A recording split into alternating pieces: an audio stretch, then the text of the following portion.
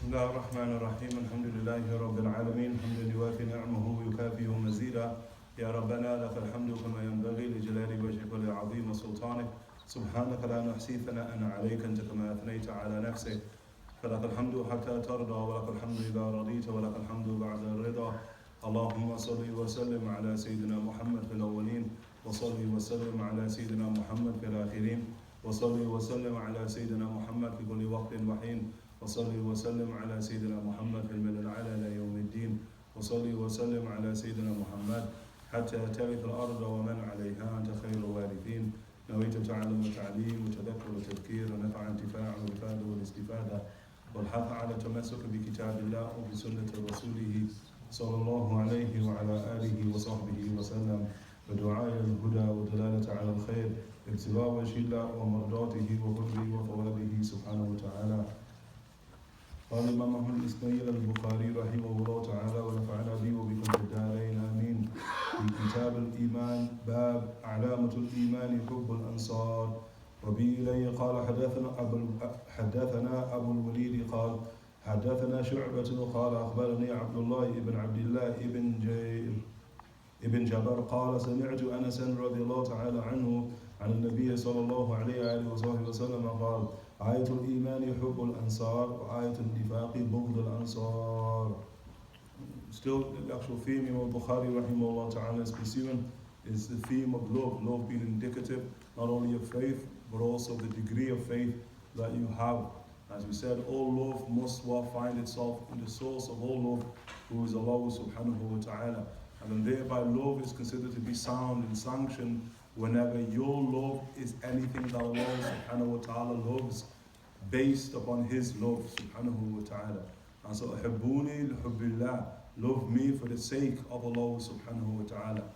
And likewise, you love whoever the Prophet sallallahu alayhi wa alihi wa sallam by extension loved, also for his sake subhanahu wa ta'ala. And Imam Al Bukhari rahimahullah ta'ala wants to bring to our attention the necessity of us being of those who render the object of our love the Ansar of the Prophet sallallahu alayhi wa alihi wa sallam. He entitles the chapter here Alamatul Iman, that the sign of faith is love of the Ansar. The sign of faith is the love of the helpers. Abu al-Walid related to us saying, Shu'bah related to us saying, Abdullah ibn Jabir informed me saying, I heard Anas on the authority of the Prophet sallallahu alaihi wasallam, may the prayers and peace of God be upon him, who said, the sign of faith is love of the helpers, and the sign of hypocrisy is hatred of the helpers. Abdullah ibn Jabir. And so the Prophet ﷺ here he said the sign of faith is the love of the Ansar, and a sign of hypocrisy which contradicts faith is what is a hatred of the Ansar of the Prophet ﷺ. And we have knowledge that the life and times of the Prophet ﷺ is essentially a narrative of two cities, but likewise also it's a narrative of two peoples likewise. So as for the narrative of two cities, it's a narrative of Mecca, but it's also a narrative of Medinatul Munawwara. And those two places, both Mecca and Medinatul Munawwara, they are complementary places in that we find the nature of Mecca differs but complements the nature of Medinatul Munawwara. That's very, very important. Our deen is always reduced to this twin narrative. Now, whether you're looking at the book of Allah subhanahu wa ta'ala, or the sunnah of the Rasul sallallahu alayhi wa sallam, or the life and times of the Rasul sallallahu alayhi wa sallam, or those people who surrounded the Rasul sallallahu alayhi wa sallam, they retain back to this twin narrative. And likewise also the peoples, as we made mention of, who gave victory to the Prophet sallallahu alayhi wa sallam, they're part of this twin narrative. So you have those who, mashallah ta'ala, were blessed to be born and raised inside of the great sanctuary of Meccatul Mukarramah, but likewise you also have a different type of people who are quote unquote born and raised inside of the other of the twin sanctuaries, which is Medinatul Munawwara.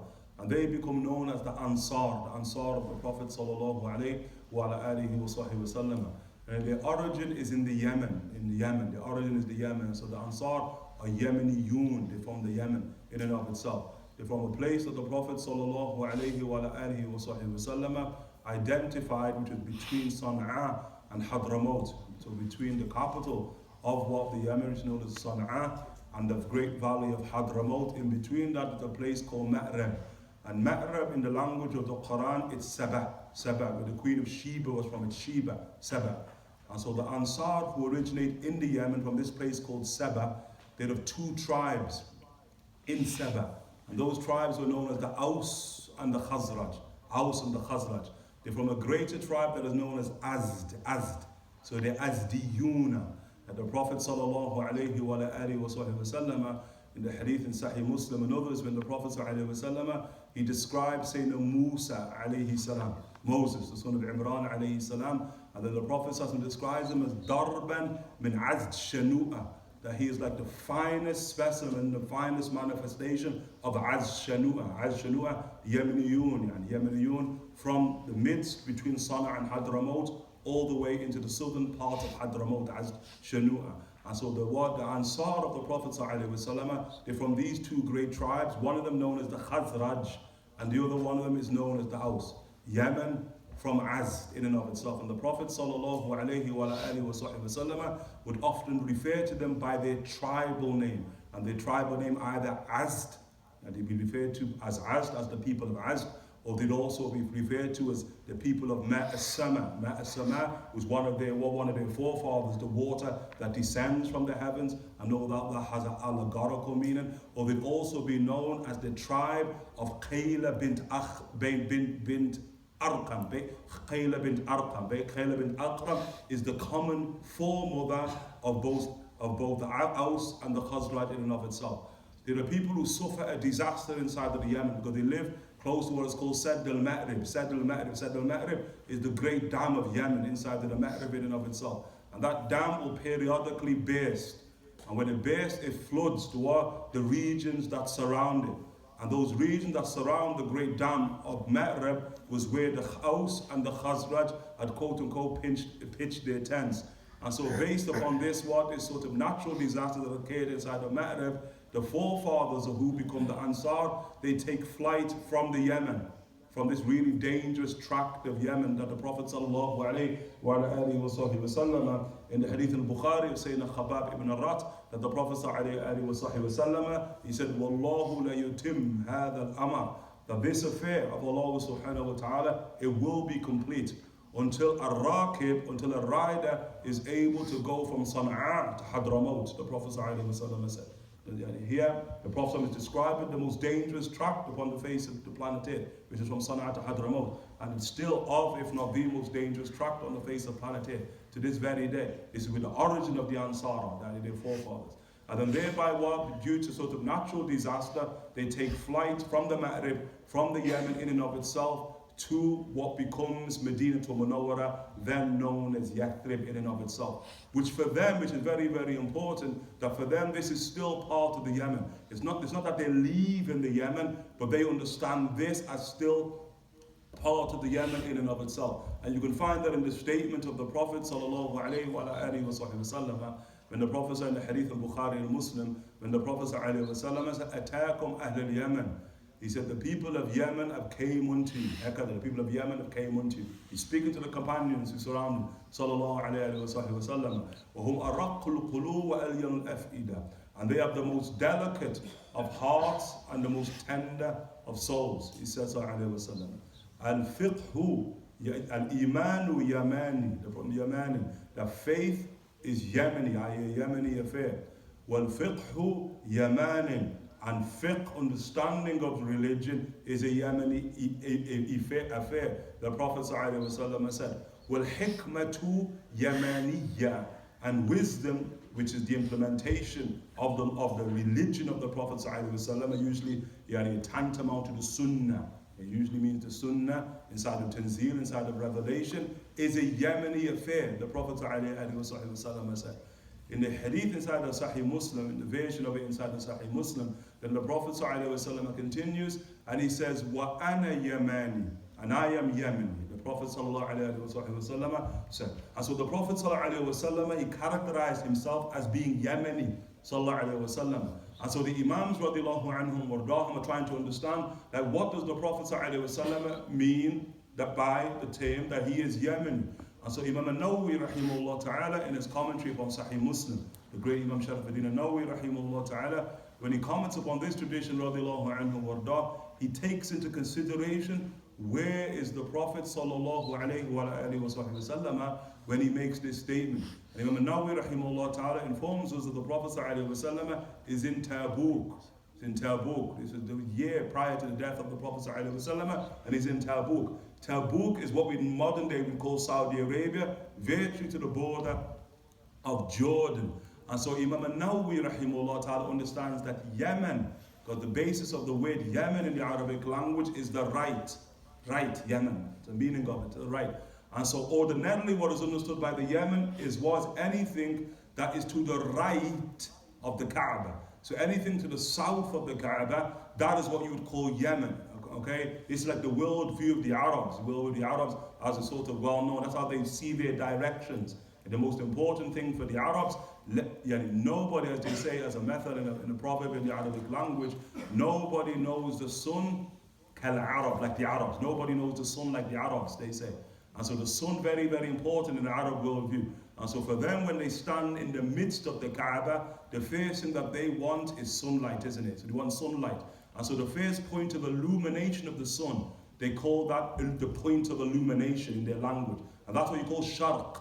That would be loosely translated for us as east. But the word sharq means the point of illumination. But if you're in the midst of the Kaaba, where the point of illumination is the east. And then at that point, you have your orientation. So anything now when you're facing east to your right is called Yemen. That's what it's called, Yemen, to the right of you when you're in the midst of the Kaaba. Anything to your left, Sham. That's what Sham is, Sham, to the left. That's the Levant, to the left. And anything that is behind your back that you cannot see is just gharib, innit? It's gharib. It's strange because you cannot see it. That's the gharb. That's what you call the West. The gharb in and of itself. That's how they get their bearings. And so the basis of the Yemen is anything to the right of the Kaaba. Save that the Kaaba, as we would have read tonight inside of the Wittriya, is Rasulullah sallallahu alayhi wa alihi wa sahbihi wa sallam. Huwa Ka'batul Kawn. That's the Prophet. He is the Kaaba. Yani, orientation is wherever he is. You orientate yourself, as we said today, min mishkatihi, sallallahu alayhi wa alihi wa sahbihi wa sallam, from his land. This is the kalam of Nawawi, rahimahullah ta'ala. And so the Prophet being in Tabuk as the Kaaba, that anything to the right of the Prophet ﷺ is now the Yemen as defined by Rasulullah sallallahu alayhi wa alihi wa sahbihi wa sallam. Ma'na, the meaning being Mecca is in the Yemen, Medina is in the Yemen. Okay, hakada. Do not leave it to the British. You get the point? To demarcate where the perimeters of these quote-unquote modern law, modern nation states are. How we are, isn't it? Or often we've left it to other than us to define it for us. And in that sense, we have circumvented Ka'batul Kawn, sallallahu alayhi wa alihi wa sahbihi wa sallam, who demarcated it for us, sallallahu alayhi wa alihi wa sahbihi wa sallam. He's the one who said, wa ana yamani, sallallahu alayhi wa alihi wa sahbihi wa sallam. And so the Ansar, the Aus and the Khazraj, when they migrate, radiallahu anhum wardahum, their forefathers, they're still migrating to the Yemen, in and of itself. That's very, very important for the Arabs themselves. Yeah. They come to this sort of place that is known as Yathrib. It's then known as Yathrib. And Yathrib is like a Jewish settlement. It's a place also that's filled with people who suffered not necessarily a natural disaster, but a human disaster. And due to human disasters that took place inside of the Levant, inside of Jerusalem in particular, at the hands of the one who's known as Nebuchadnezzar, that the actual Jews of Jerusalem, due to the sacking of Jerusalem by this one who was raised by Jibreel alayhi salam, it was Gabriel who reared him, Nebuchadnezzar. He said that's the basis of why the Jews have an enmity for Jibreel alayhi salam, because when it was foretold that this king was going to be raised, and he was going to destroy Jews, sack Jerusalem, then the Jews send assassins in order to kill him as a boy. And when they get to him, they find whom? Jibreel alayhi salam between them and the boy who becomes Nebuchadnezzar.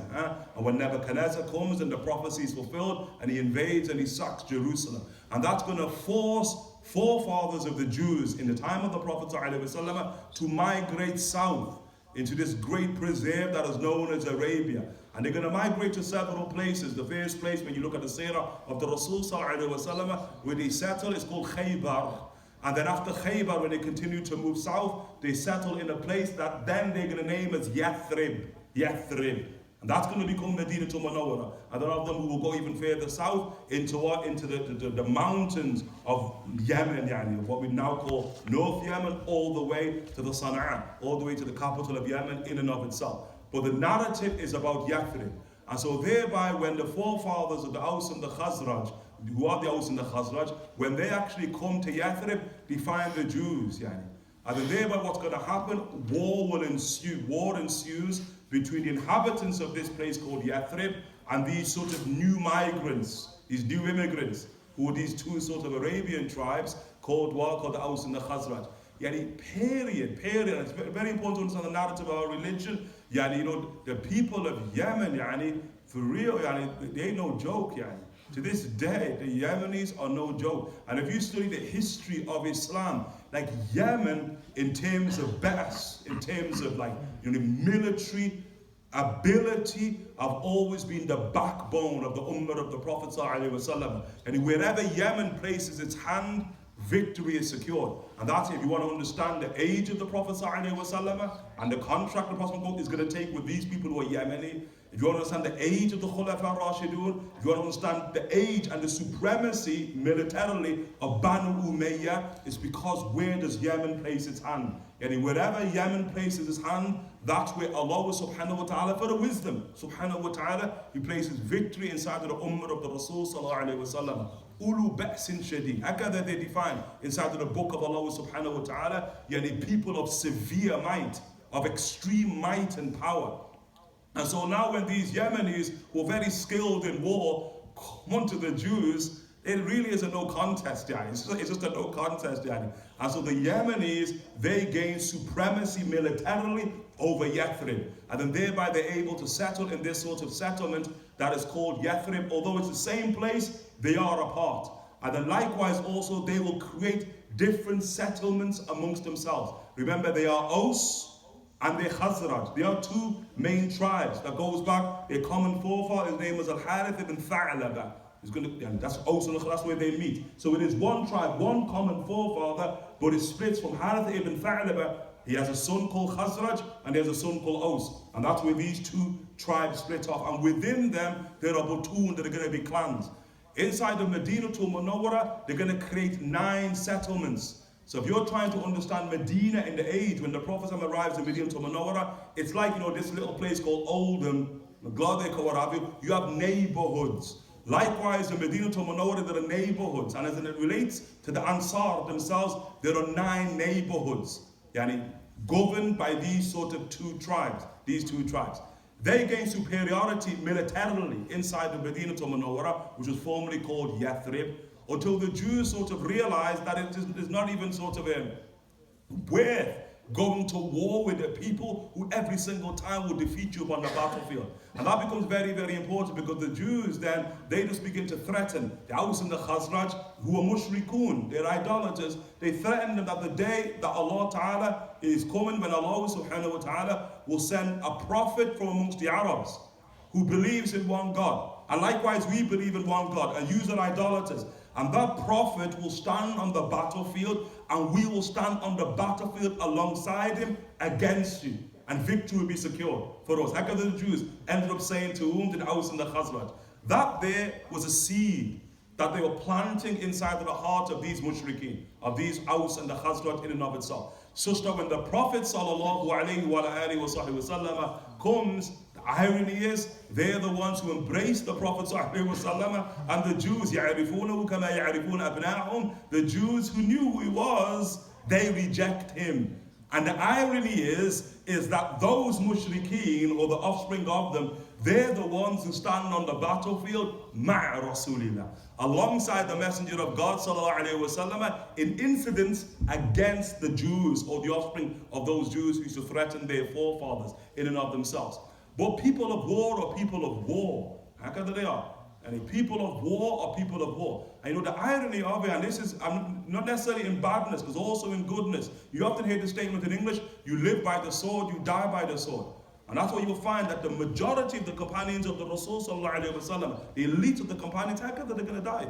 Radiallahu anhum wardahum. They lived by with the sword, and they're going to die by with the sword. Radiallahu anhum wardahum. But the nature of warriors, often their conversation is in war.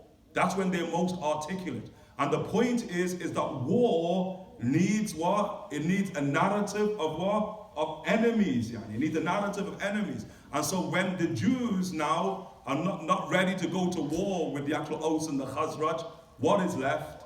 That the Aus and the Khazraj must go to war against each other. And that's what's going to happen. And that's a very, very important narrative. And those wars, several wars that these two great tribes of Yemen, Aus and Khazraj, that they engage in, those wars will culminate in a very great war that is known as Bu'ath, the Battle of Bu'ath. And the Hadith of Sahih Al Bukhari says to Aisha radiallahu anha wardaha, she said that day, the Battle of Bu'ath, was a day that Allah hastened forth for his Prophet sallallahu alayhi wa alihi wa sahbihi wa sallam, such that when the Prophet sallallahu alayhi wa sallam will eventually migrate to Yathrib, Medina to Munawwara, the ranks of the Aus and the Khazraj are in a state of disarray.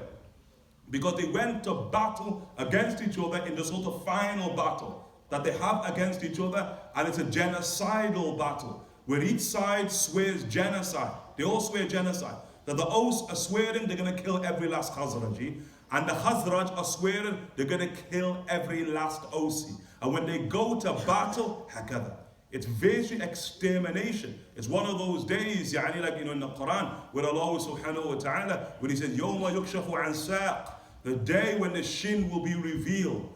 You know those funny people, they actually think that Allah Ta'ala has a shin.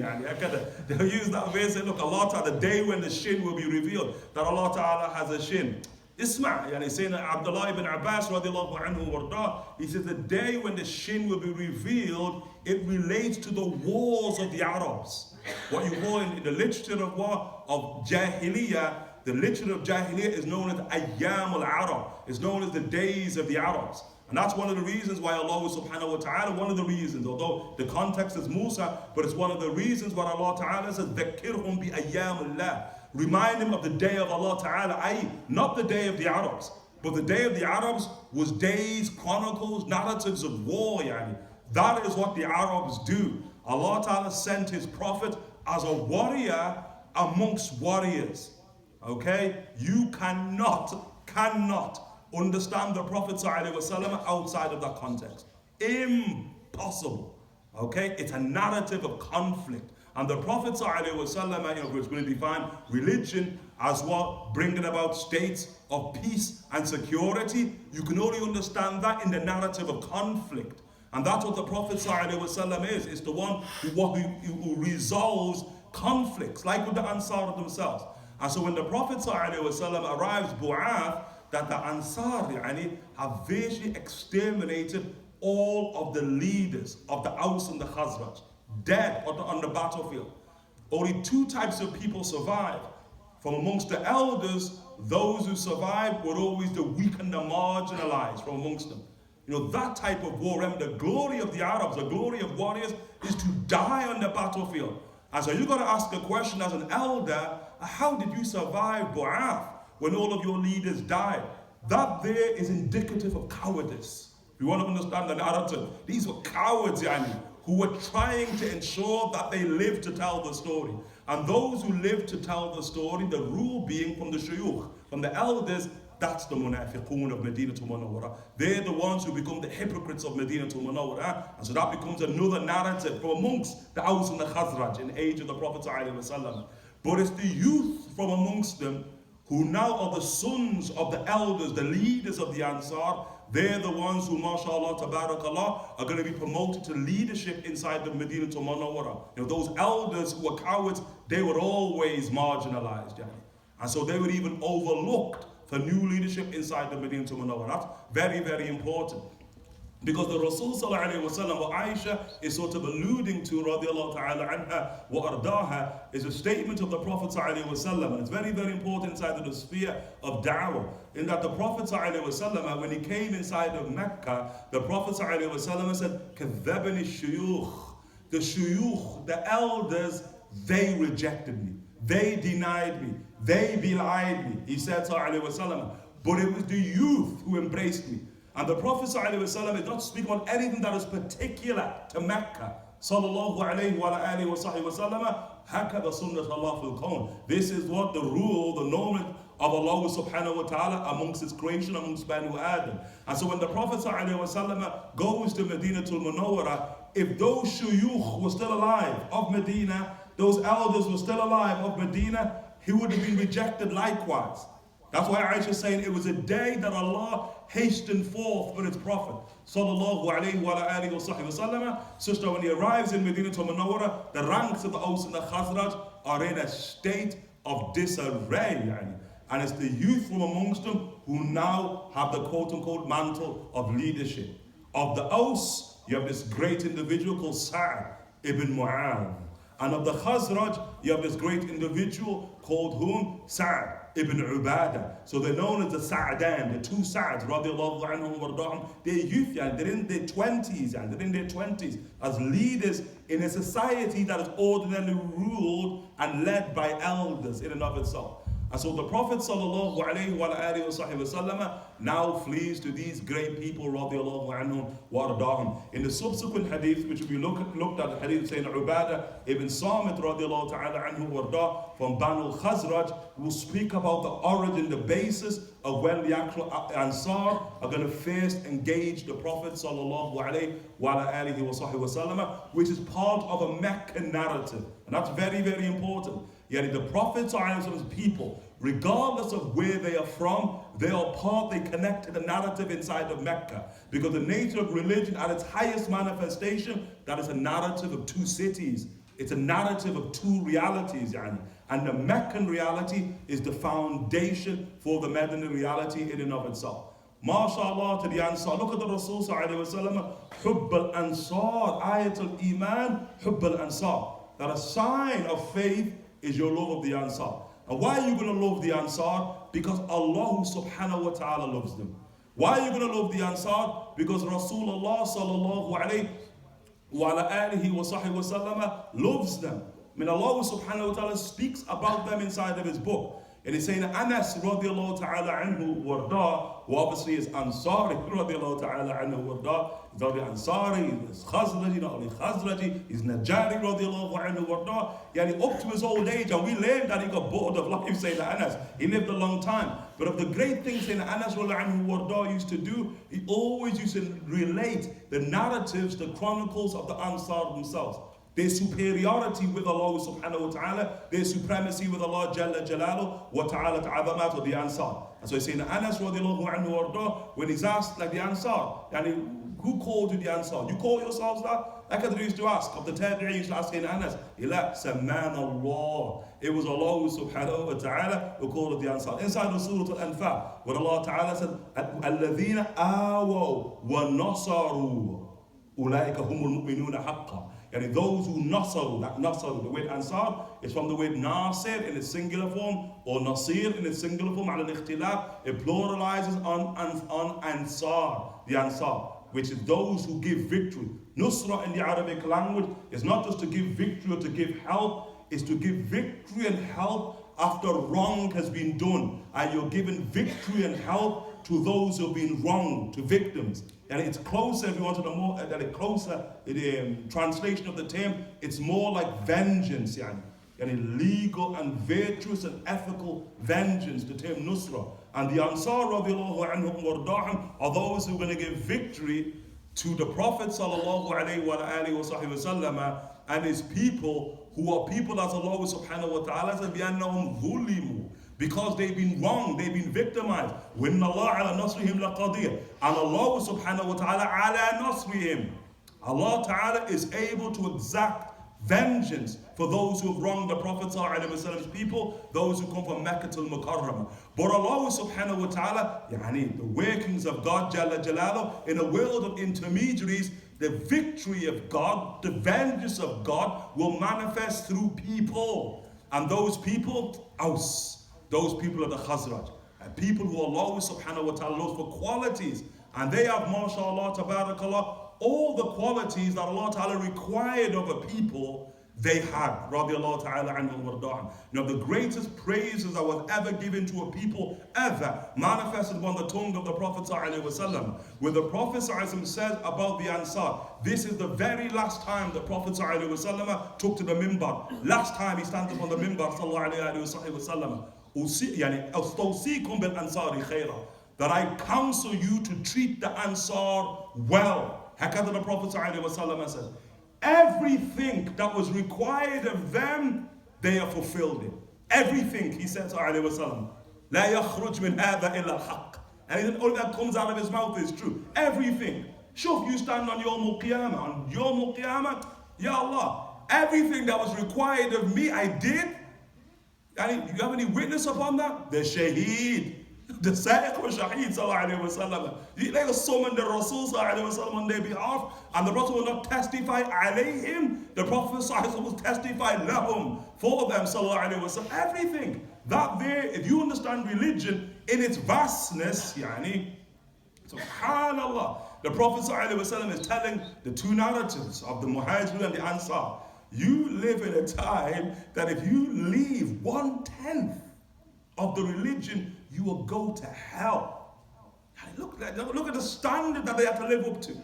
Alhamdulillah for this sort of this shifting standard that Allah Ta'ala sends amongst the ummah of the Prophet ﷺ. But they will come upon man a time that if they do 1/10, they'll go to paradise.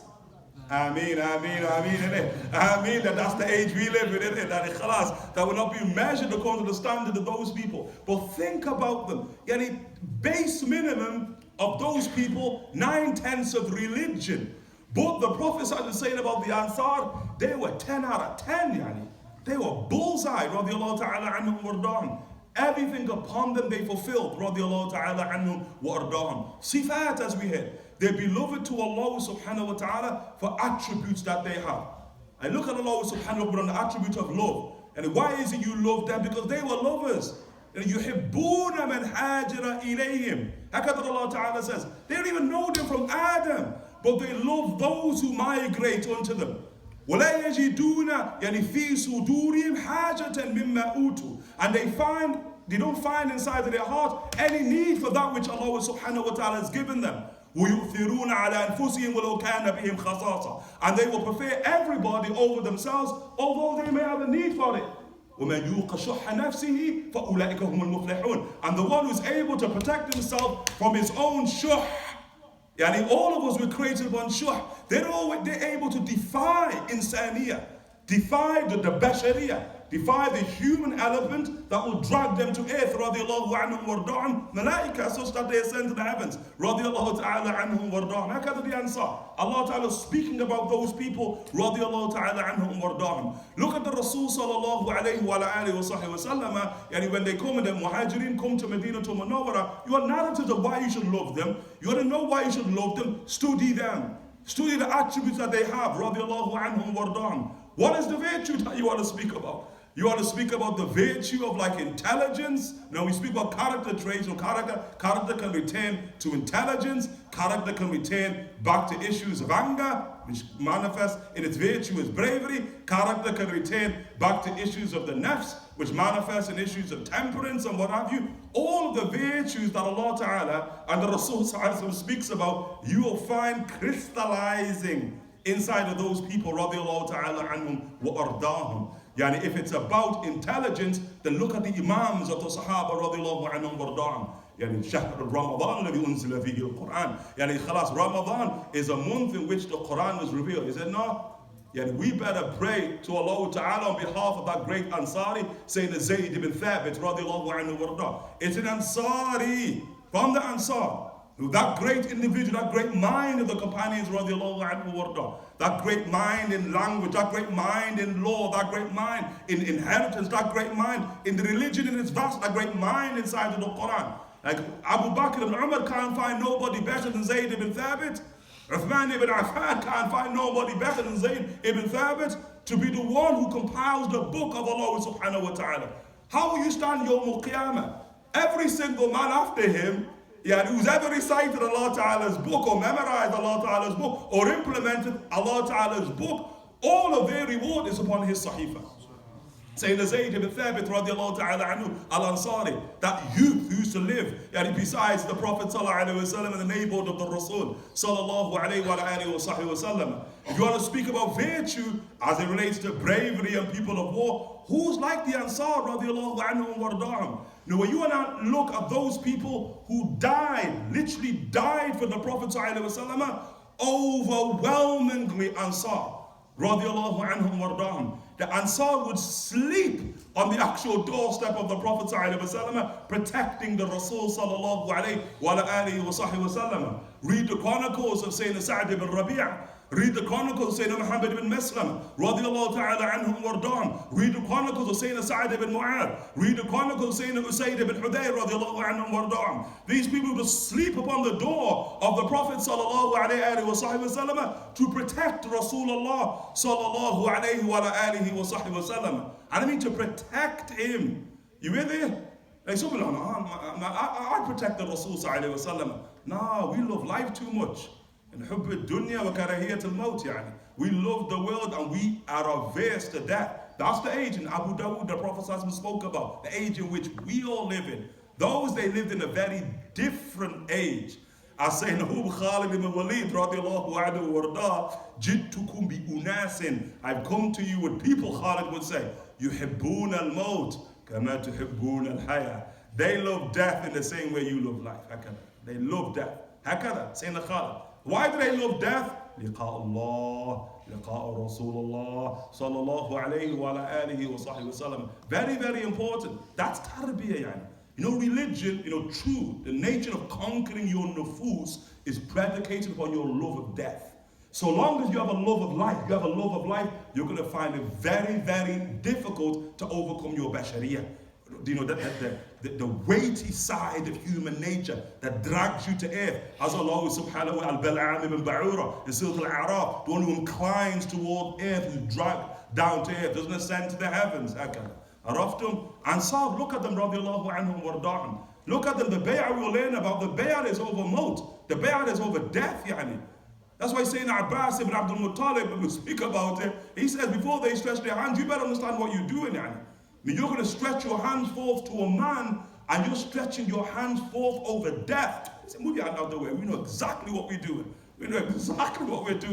They're stretching their hands forth and they fulfilled that, radiallahu anhu wardahum. And not just men, women, likewise, radiallahu ta'ala anhu wardahum. Look at that day, the day of Uhud, Look at that great woman saying Nasiba. يعني however اختلاف how you pronounce her name رضي الله عنها ورداها بنت كعب and الخزرجية الأنصارية رضي الله عنها ورداها. Look at her, the mother of Sayyidina Sa'd ibn Rabi'a, this great man who sort of shows you virtues as it relates to the nafs. Sayyidina Sa'd ibn Rabi'a رضي الله عنه ورداه. Sayyidina Sa'd ibn Rabi'a dies Uhud, martyred at Uhud.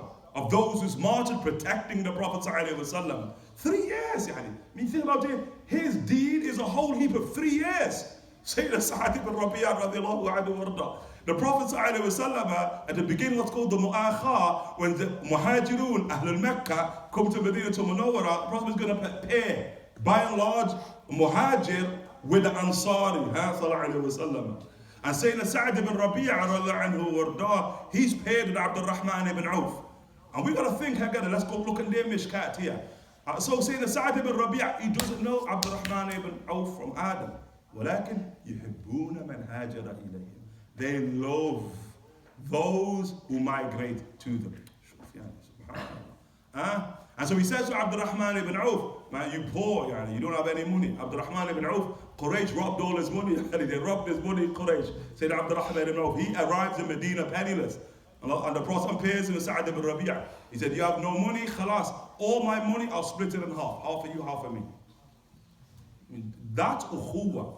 That's mahabba. That's mutahabbuna fillah. Al-mutahabbani. That's when you truly love a person. Imam Al Ghazali rahimahullah ta'ala, I'm going to put it into our language. Imam Al Ghazali rahimahullah ta'ala is a sign that you have a true brother for the sake of Allah subhanahu wa ta'ala. I'm just putting it into our language now. You have a joint bank account. You have a joint bank account. We're often, he has access to your account whenever he wants. There were Sahaba in those days who had money, they'd bury their money. On the way to you keep your money safe, you'd bury it. They would bury their money, radiallahu anhu, and he said, Ubadah ibn Sabit, who were of the Sahaba, Ansari, Khazraji, what he would do, he'd bury his money, then he'd go and announce to Medina to Munawwara where he's buried it. Anybody want any of it? Anyone need money? Khalas, go and take it from there. Yani. Or often, that is, mashallah, yuhibbuna man hajara ilayhim, radiallahu ta'ala anhum warda'am. Sa'd ibn Rabi'a, this is now akhlaq that relates to the nafs. You see, not, shuh here, like, it's extreme bukhul. Bukhul is miserliness, where you don't want to give anything. You got the point. Like, in Liverpool, they say this man can peel an orange in his pocket. Can peel it inside of his pocket. You don't want to give anyone or show anyone. Or often, enough man can do that, can peel oranges inside of their pocket, and that's Allah sallallahu alayhi wa. Or often, that's bukhul. You don't want to give. Shuh, which Allah Ta'ala speaks about in Hashr, there, shuh is where you don't like anybody else giving. You get the point? There are people who just don't like the fact other people give, That there is from the depths of the human soul. And that's why Allah Ta'ala said, Man yuqa shuhha nafsihi. The one who can protect himself from that quality shuh, the avarice of one's own soul, فَأُولَٰئِكَ هُمُ الْمُفْلِحُونَ. These are the ones who are successful with Allah subhanahu wa ta'ala. You give a man you don't know from Adam half of your money, kaif, You don't know him from Adam. And then he says, and I see you ain't got a wife. I got two.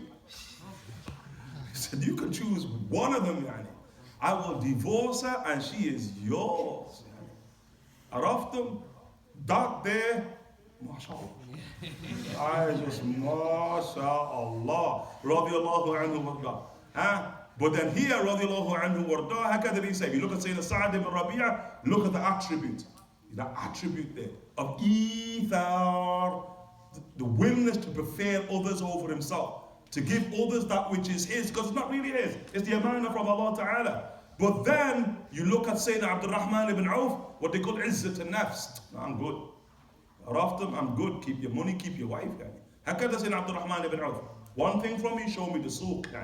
Show me the suq. And so Sayyidina Sa'd ibn Rabi'a will go and show him the suq, radiallahu anhu warda. And Sayyidina Abdul Rahman begins to trade inside of the suq, and the rest becomes history. And you see, the first thing he does, I think noticeable, the first thing he does, when he gets a bit of money or what it is, he goes and marries an Ansari wife.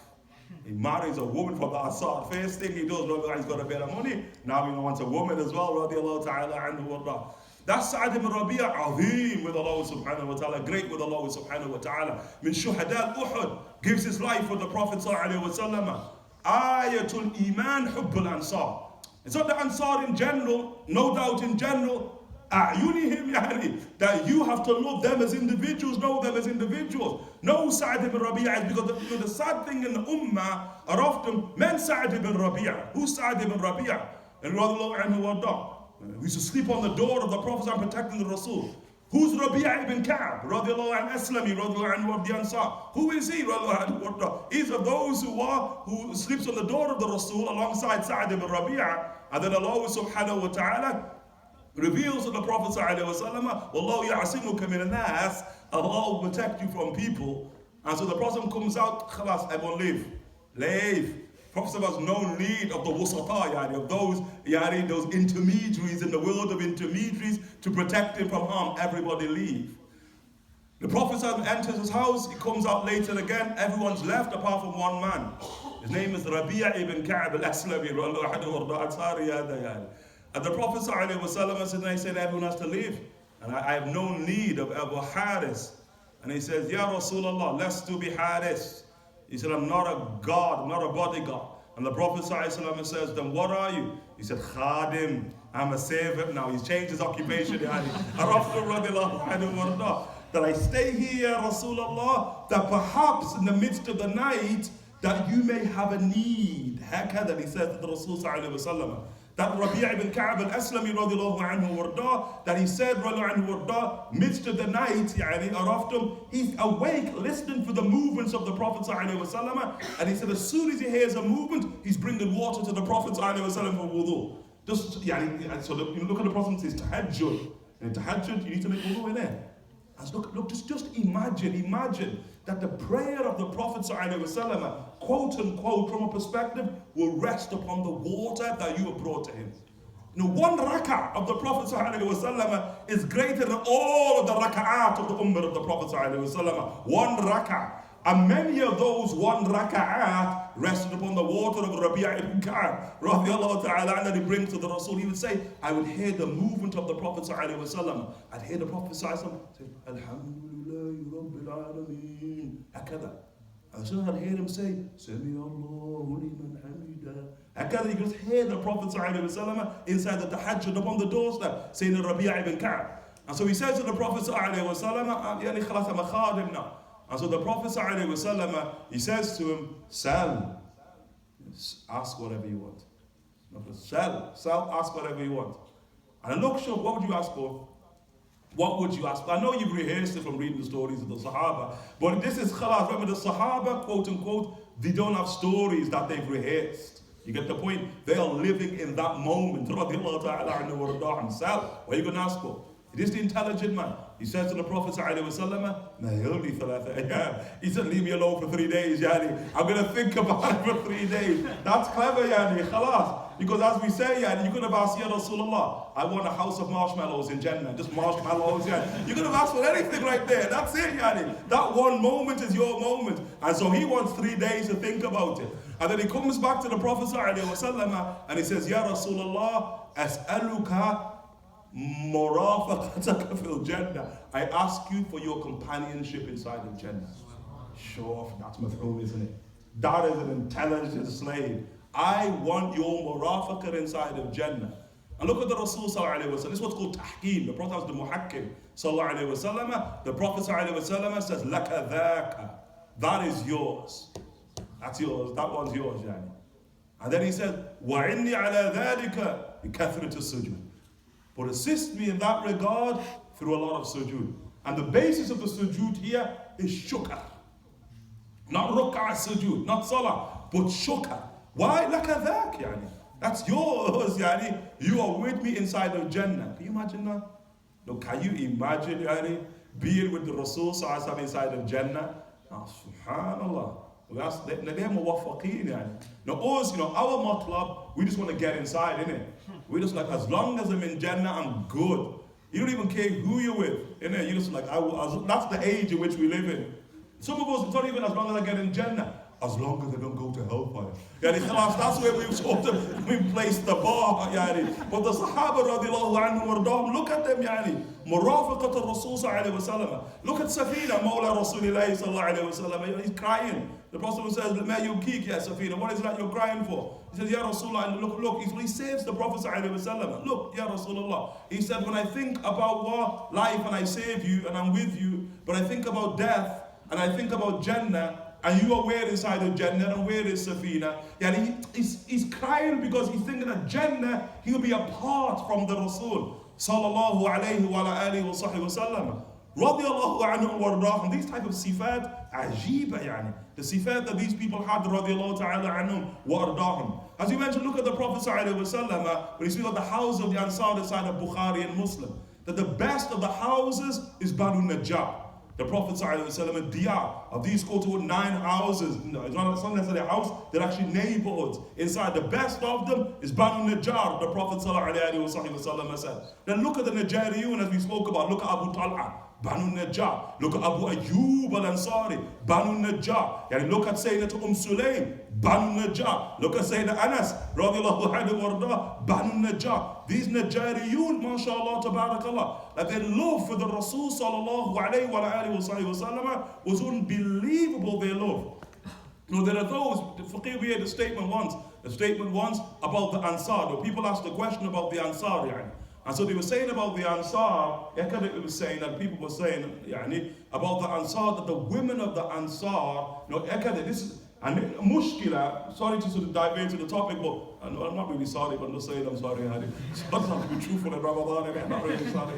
So people, the issue of polygamy, the issue of polygamy and polygyny, some people who are trying to justify their own nufus, they're trying to find dalil in the age of the Prophet ﷺ for some type of aversion to polygyny. Why would you even want to do that, yani? That don't make much sense, yani. Araftum, that min mishkatika anta. And I wouldn't even call it a mishkat, yani, to be perfectly honest. But that is just from your own perspective. Araftum. So what some of them were saying was that, shuf, the Ansar. The Ansariyat, that the women of the Ansar, they were averse to what? Polygyny. And that's why we find the reason here, because they're saying that's why the Prophet ﷺ never married an Ansari. Ansari, okay, where'd you get that from? That's just a strange statement, isn't it? That's a very, very strange statement. We've just heard about Sayyidina Sa'id ibn Rabi'a, Sayyidina Abdurrahman ibn Auf, he has 4 wives, Abu Bakr as-Siddiq, he marries the sister, half-sister of Sayyidina Sa'd ibn Rabi'a, Habiba bint Khalid ibn Zayd. They're all in polygyny. So where you get that from? We approached our teacher, Habib Umar, Hafizullah, and so we asked Habib this question. People are saying that the Ansariyat, they were averse to polygyny. Habib just laughed, and he just laughed like, subhanallah, you must live in a strange part of the world, for that type of statement to be said. And so we asked the question then, why then, Habib, did the Prophet not marry an Ansariya? Actually, the kalam of Habib Umar, Hafizullah, he said that the reason being is that those Ansariyat, that their love for the Prophet ﷺ was so severe. That had he married an Ansari, he would have shattered all of their hearts. He would have broke all the hearts of the Ansariyat. And so the Prophet ﷺ, in order to protect their hearts, as the Prophet ﷺ, the Prophet ﷺ, and the hadith of Anjasha inside of Bukhari, وَيْحَكَ يَا أَنْجَشَ قلوب الناس قوارير, and a riwayah عليها قوارير, that the qawarir are women, very fragile, glass hearts. The Prophet ﷺ is saying inside of Bukhari, the hadith married the Ansariya, Hakad the Habib said, he would have shattered the heart of all of the Ansariyat. The other Sahaba married them, but not the Prophet sallallahu alayhi wa alihi wa sahbihi wasallam. What we want from that is not the issue of polygyny. What we want from that is the love that they have for the Prophet sallallahu alayhi wa alihi wa sahbihi wasallam. Love, as we heard, that they, radiallahu anhum, not just one, too many of them, they don't want anything that touches the Prophet sallallahu alayhi wa alihi wa sahbihi wasallam. And the qirba, how many from amongst them, when he just drank from a qirba, they would cut it off and keep it for themselves? How many hairs do we find of the Prophet ﷺ in the house of the Ansariyat? How many, look at that great Ansari woman who makes the beautiful shirt for the Prophet ﷺ. She makes a shirt for the Rasul ﷺ, Imam al in front of the Mala, in front of the Sahaba. She goes into the Prophet ﷺ and she gives it to the Rasul sallallahu alayhi wa alihi wa sahbihi wasallam. And then the Prophet ﷺ, who never refuses a gift, he takes the gift, goes into the house, yes, I made this with my own hands, she says. I made it with my own hands for you to wear. And so the Prophet goes in and he puts on the shirt and he comes out and then sits down in front of what? The Sahaba anhum, ardahum. And then the woman says, Ya Rasulullah, can you give me the shirt back? I said, you could wear it, not keep it. Give me it back, yani. And so the Prophet goes in, takes up the shirt and he gives it back to her. She just wanted something that the Prophet has touched. Yani. That's all she wants, radiallahu ta'ala anha, What type of love is that? In the Bukhari, look at that great woman, anha wardaha. The Prophet those Ansar, they loved the Rasul. There's a beautiful hadith of Sayyidina Anas, again, Banu Najai, so the Najariyun, when the Prophet was coming in, because they're the ones who sing, Tala al Badru, that's Banu Najjar, I get that from the Ansar, the ones who sing in that great song that is immortalized inside the Ummah. And they're saying, Anas radiallahu anhu wardaha, They're singing, Jana Muhammad, Jana Muhammad. Muhammad's come to us. They're singing, the people in Banu Najjar. And so Anas, they're all young, they're all running around. So where is he? Where is he? How can they all want the Rasul sallallahu alaihi wasallam? He said, I can't see the Prophet sallallahu alaihi wasallam. He said, no, he's come. And so Anas said, I'm running to another place. Like, where's the Prophet? And look at the excitement they've got that when the Prophet sallallahu alaihi wasallam arrived. Like saying, Anas has a very chilling statement, really chilling about, the happiness and the sadness of Ansar. He said there was no day like the day the Prophet ﷺ arrived, except the day he died. Those 2 days were very, very distinct for the Ansar. The joy that they felt when the Prophet ﷺ arrived, and the sadness that they had, unexplainable. Of the Ansar, they left Medina, their land. They left that, they couldn't live in it without the Prophet ﷺ, because Medina for them was not the city of their forefathers, it was the city of Rasulullah sallallahu alayhi wa sallam. He's the one who illuminated everything sallallahu alayhi wa alihi wa sahbihi wa sallam. And he radiyallahu anhum. And that day of Uhud, the Jews will, that day of Uhud, the Prophet ﷺ is defended from amongst them a woman, saying it's a Nasiba, radiallahu anha wardaha. And the mother of Sa'd ibn Rabi'a, radiallahu ta'ala anhuma, she goes on to the Sayyidina Nasiba, said, I heard what you did there at Uhud. The Prophet ﷺ. And she says, yeah, that day, and when people were fleeing, due to the actual commotion, the actual disarray that was in the ranks of the Muslims, she's saying, radiallahu anha warda'a, there were very few people who stood around the Prophet ﷺ. And I was one of them, radiallahu anha warda'a. Some of them say 14 people, some of them say 11 people. They have different numbers. Of them, always, on every account, 50% of them were Ansar. Wondering why? It's 11 Ansar who surround the Prophet ﷺ. وَكَمْ how many of them died for the Rasul sallallahu alayhi wa alihi wa sallam? Like, we don't understand what it means to guard the Rasul. The great Ansari there, Sayyidina Ka'ab, radiallahu ta'ala anhu, the great Imam Sayyidina Ka'ab, radiallahu anhu, that Ka'ab ibn Malik, rahimahullah ta'ala, and he, Yom Uhud, when the commotion is, where is the Prophet sallallahu alayhi wa alihi wa sallam? He said he climbs Mount Uhud, Imam of the Ansar. He climbs Mount Uhud, and then he says he comes around one of the sort of inclines of Uhud, and then he sees a man, mashallah, tabarakallah, in full armor. In full armor. And he said, I knew it was the Prophet sallallahu alayhi wa sallam because there was light coming out of the helmet. And he said, I wanted to scream out of joy that the Prophet, the Quraysh shouted, Qatalna Muhammad ibn Qamiya hada. He said, we killed Muhammad. And then what? He said, I see the light, I know it's the Prophet sallallahu alaihi wasallam. And so I want to scream out of joy in the Prophet's emotions for me to remain silent. And it's war, it's war. And so the Prophet then tells me, Jarrid, ya Ka'b. Jarrid, take off your armor. So Sayyidina Ka'b takes off his armor, and so the Prophet ﷺ takes off his armor, and he gives his armor to Ka'b to wear. And so Sayyidina Ka'b ibn Malik, crowning moment and defining moment, he says he puts on the armor of the Prophet ﷺ. As soon as he puts it on, arrows from every direction, being shot towards him, radiallahu anhu. That is a moment in the life of Rasulullah, Ka'b ibn Malik is experiencing. And you want to put yourself in the way of that. هكذا رضي الله عنهم وارضاهم. He says, radiallahu ta'ala anha wardaha, Sayyidat Nasiba, that when that Ibn Qami'ah there is coming for the Prophet sallallahu alaihi wasallam, she's alongside whom Sayyidina Mus'ab ibn Umair. And Mus'ab is going to be killed by Ibn Qami'ah. And then he says that today, show me, dulluni ala Muhammad. That's what he's saying. Wretched. He said, dulluni ala Muhammad. Show me Muhammad. He said, I will not survive today if he survives. Well, he's going to survive. I'm sorry to disappoint you there, but he's going to survive. Sallallahu alayhi wa sallam. That's what he shouted. And so Sayyidina Nasiba says, when I heard him scream that, I stood between him and the Prophet sallallahu alayhi wa alihi wa sallam.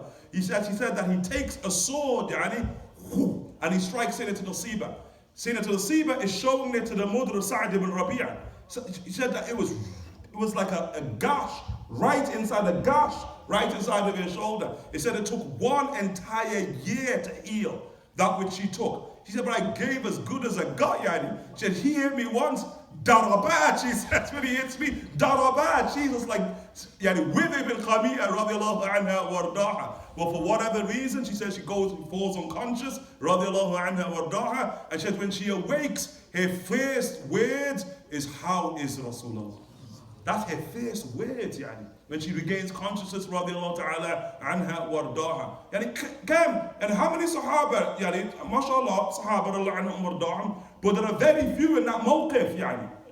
There are very few standing there protecting the Prophet ﷺ at that moment. Radiallahu anhum wardahum. For amongst them, the great Sayyidina Sa'ad ibn Mu'adh. Radiallahu ta'ala anhu wardah. Sa'ad ibn Mu'adh. Kayf? Imam of the Sahaba. The Prophet will say about Sa'ad ibn Mu'adh, Qumu li sayyidikum. Everybody stand for your Sayyid.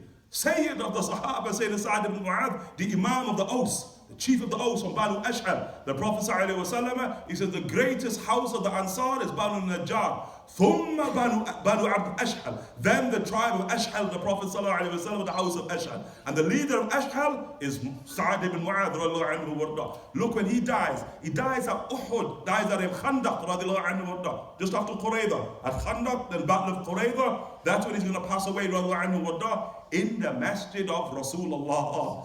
I mean, subhanAllah, you die in the masjid of the Rasul sallallahu alayhi wa alihi wa sahbihi wa sallam. And his death, it shakes the entire universe. Ihtazza li moti arsh ar-Rahman. That on his death, the arsh, the throne of Allah Ta'ala, ihtaz. The Prophet sallallahu alayhi wa sallam said, shook. Prophet is inside the Qurayza, and he says to the Sahaba, go to Medina to Munawwara. Find out what has happened. Lima ya Rasulullah, the throne of Allah has shuddered, yani.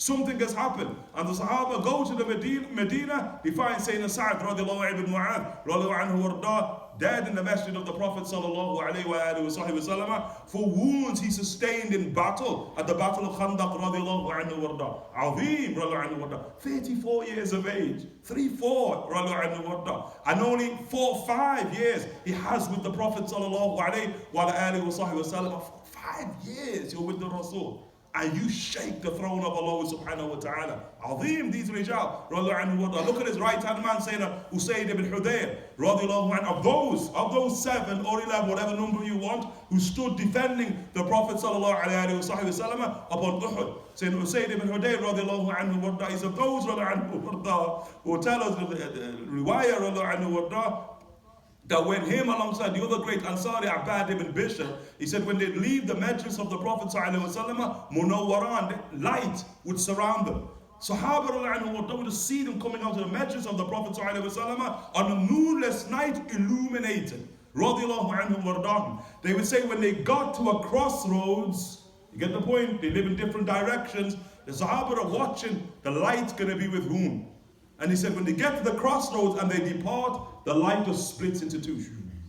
And these two illumined beings go about their way, saying Abbad ibn Bishr, Ansari radiallahu anhu warda, who stands up on the front lines of the Muslims. And when the Prophet puts him on the front lines to protect the actual front lines of Hagar, sallallahu alayhi wa sallam, that he, him and his Ansari friend, is like, well, one sleep, other stay awake and stand guard. Often, so Abbad goes, khalas, I'll stay awake, you go to sleep first. So his Ansari, khalas, goes to sleep. And saying Abbad ibn Bishr, that's how he stands guard, he goes into Salah. Allahu Akbar.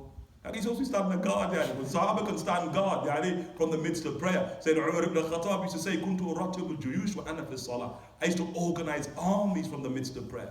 Umar ibn Khattab, so he's like inside the prayer. And when he's at the prayer, the enemy, they come, they're all firing arrows and saying Abbad. And you see him, they're striking saying Abbad, he's bleeding, and he don't feel it, He does not feel it. Or often, us, not feel it, man, we be seeing it. Whoa, in the midst of prayer, Or often, how he does not see it and does not feel it, Allah Ta'ala.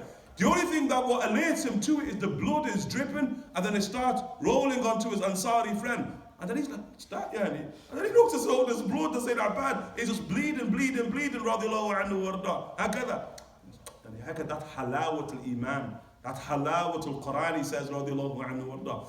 Look at Sayyidina Usayd ibn Hudayr radiallahu anhu warda in the Quran, Imams of the book of Allah subhanahu wa ta'ala. Remember Sayyidina Anas ibn Malik rahimahullah ta'ala, he said on the death of the Prophet sallallahu alayhi wa sallam, only 4 people had memorized the book of Allah ta'ala. Only 4 had memorized the Quran. Of all those Sahaba, and Anas radiallahu anhu warda, all of them Ansari.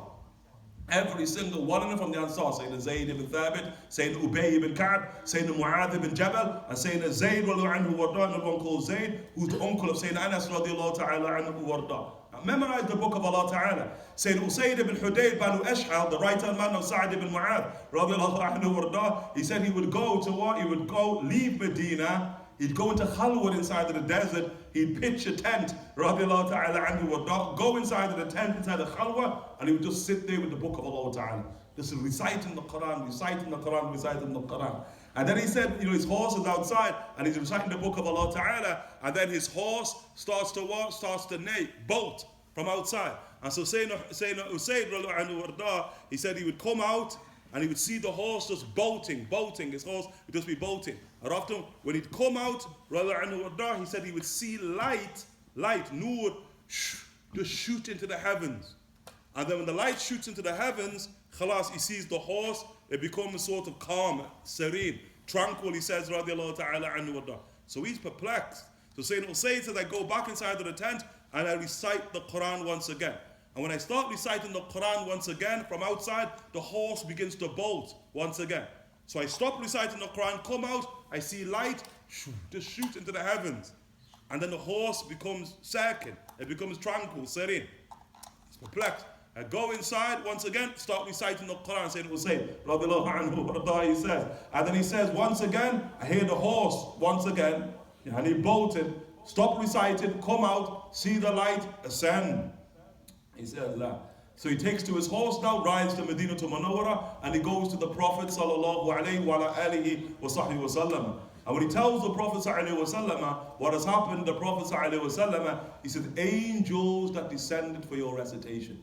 He was seeing angels that have descended to listen to Sayyidina Usayd ibn Hudayr radiallahu anhu warda. MashaAllah, tabarakallah. And then the Prophet sallallahu alayhi wa sallam, he told us that horses, they can recognize angels, they see angels. That when you hear a horse neigh, that it is due to the sight of an angel. The Prophet ﷺ has informed us with regard to those great creatures that are known as horses, of the most beloved things to the Prophet ﷺ in the hadith of the great Ansari, Sayyidina Anas, radiallahu ta'ala anhum wardahum. Now, mashallah for the Sahaba, and he Sayyidina Sa'd ibn Ubadah, radiallahu ta'ala anhu wardah, that is the Imam of the Khazraj.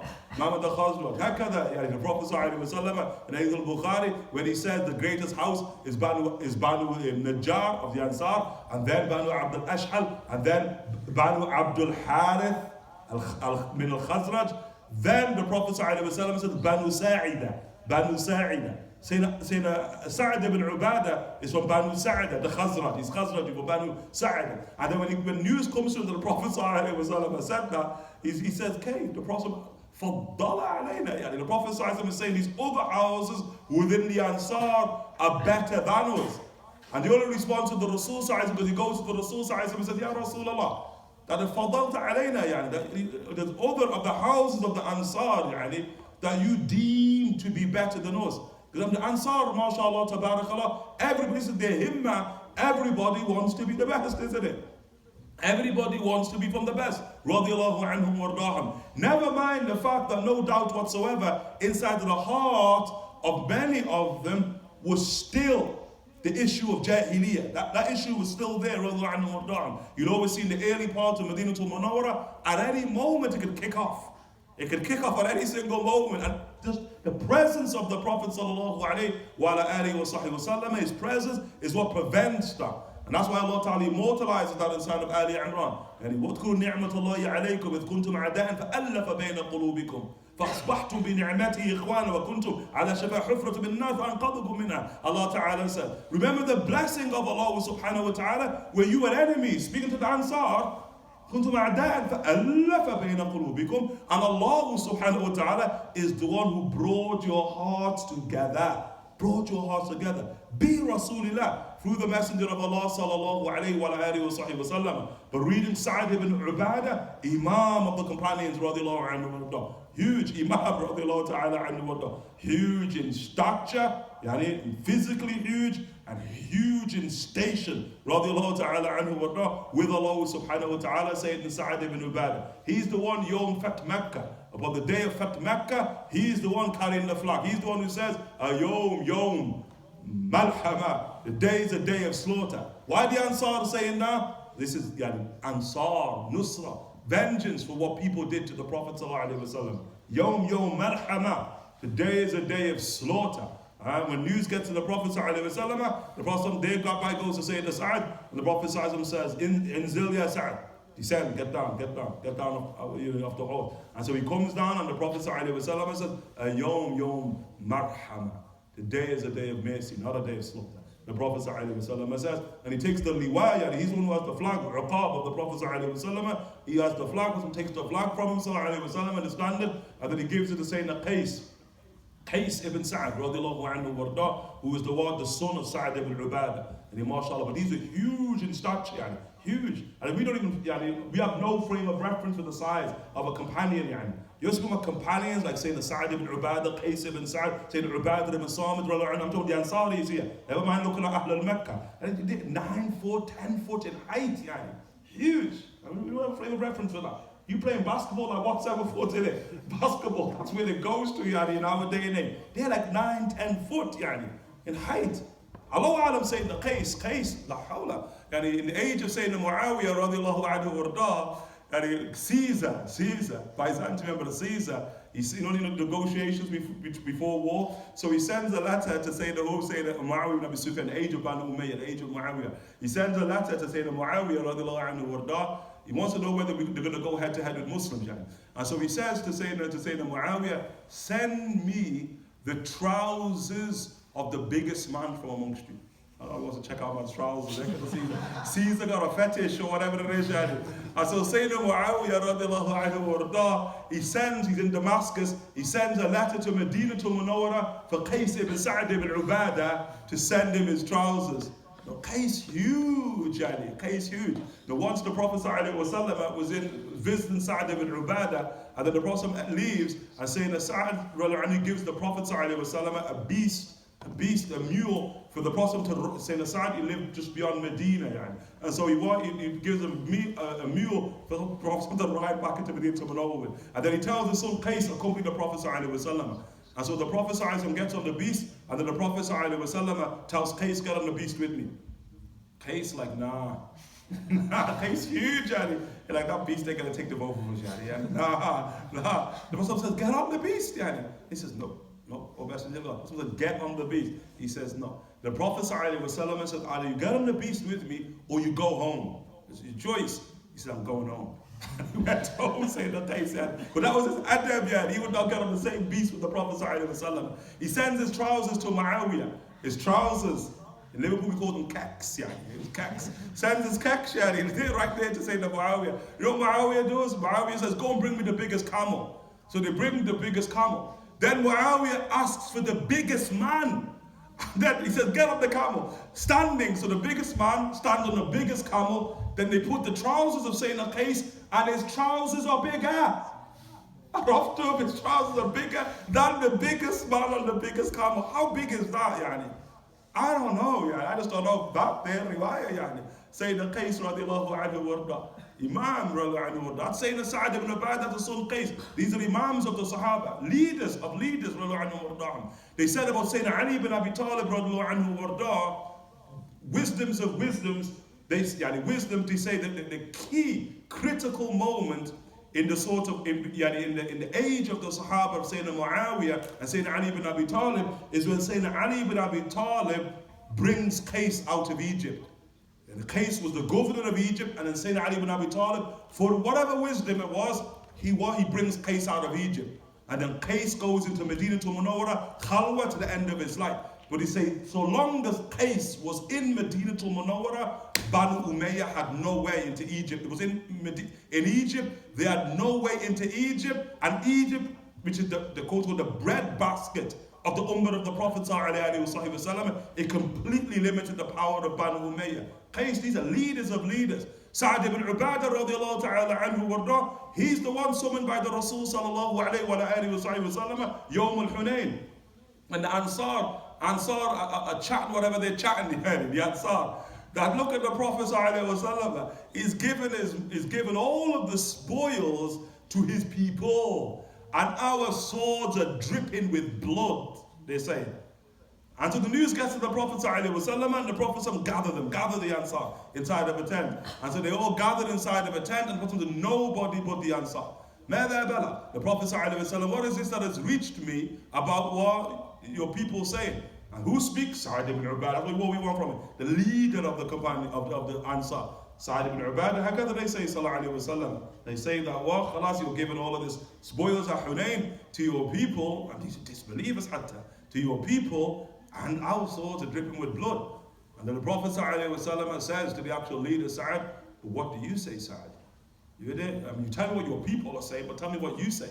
And saying that Sa'ad, this is leadership now, saying that Sa'ad says, does a man not say what his people say?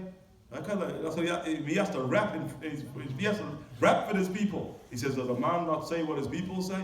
And so then the Prophet said that famous speech, the Prophet ﷺ said, it was inside Al Bukhari, but the Prophet ﷺ, of the climb of the Prophet ﷺ, لو سلك الناس شعبا, if the entire humanity was to traverse inside of a valley, okay, and the Ansar were to travel inside of a different valley, لسلكت شعب الأنصار, I would take the path of the Ansar. And over all of humanity, the Prophet ﷺ says, are you not happy, the Prophet ﷺ says, that they leave with the dunya? Zuhud now. They leave with the dunya and you leave with Rasulullah. Are you not happy? They all the people of Mecca, they take a dunya, Safwan ibn Umayyah, al-Jumahi, and they take a dunya back to Mecca. You take Rasulullah sallallahu alayhi wa sallam, wa aghla. What is more precious to you? What is more valuable to you? What is of greater worth to you? How can the Prophet ﷺ, did he say in the riwayat in Bukhari that by the time the Prophet ﷺ said that, there was not a beard save that it was soaked, yani. Soaked, crying, tears, radiallahu anhu, and they were tears of joy. Because he said that was the fear of the Ansar, that now Mecca's been opened, that he's going back to Mecca and he's going to leave, and that's their fear. If their light is with the Prophet sallallahu alayhi wa alihi wa sallam, Sa'ad ibn Ubadah, Allah subhanahu wa ta'ala bless him. Now, for a point, from a perspective, he's the first caliph of the ummah. Is he not Sa'ad ibn Ubadah? From a perspective, yani. The Ansar already gathered to elect him as the first caliph on the death of the Prophet sallallahu alayhi wa alihi wa sallam, and a leader of leaders, radiallahu ta'ala anhu wa ardah. We ask Allah subhanahu wa ta'ala for tawfiq, and that Allah ta'ala blesses us with knowledge, drawing close to these great people, radiallahu anhu wa ardah. Wallahi, they are fascinating, yani. And the fascination is how they've imbibed all of these beautiful attributes that the Prophet sallallahu alayhi wa sallam came with. And we, all of us, know how difficult it is, isn't it? We know how difficult it is to live up to those traits that the Prophet ﷺ came with. And these people embrace, radiallahu ta'ala anhum wa ardahum. We ask Allah subhanahu wa ta'ala tawfiq, that Allah ta'ala raises us amongst them, mashallah, tabarakallah, and allows us to sit inside of their madrasas. The madrasa of Sayyidina Sa'ad ibn Ubadah, the madrasa of Sayyidina Sa'ad ibn Mu'adh, the madrasa of Sayyidina Husayn ibn Hudayr, the madrasa of Sayyidina Mu'adh ibn Jabal, of Mu'adh ibn Amr ibn Jamuh, the madrasas, the madaris of these Sahaba radiallahu anhum wa ardahum, kan nujum, as the Prophet ﷺ said, like stars. Any one of them that you seek as a guide, they will guide you right. The Prophet sallallahu alayhi wa alihi wa sallam said, yani, we ask Allah Ta'ala for tawfiq. Hubbul Ansar, mashallah, innit? Allah bless you. SubhanAllah. They're fascinating. Allah Ta'ala alam. They're the things that, you know what I mean, Allah alam, you know, that the sweetness of faith, the sweetness of deeds, there are certain things where the sweetness is more palatable, yani. And in those people, those people, they are, mashallah, tabarakallah, subhanallah. On that, the faqih swears by Allah Ta'ala, yani. Subhanallah. I'll take a hilf and oath upon that one, radiallahu anhu. Ask Allah Ta'ala for tawfiq. Anyone have any questions, inshallah Ta'ala?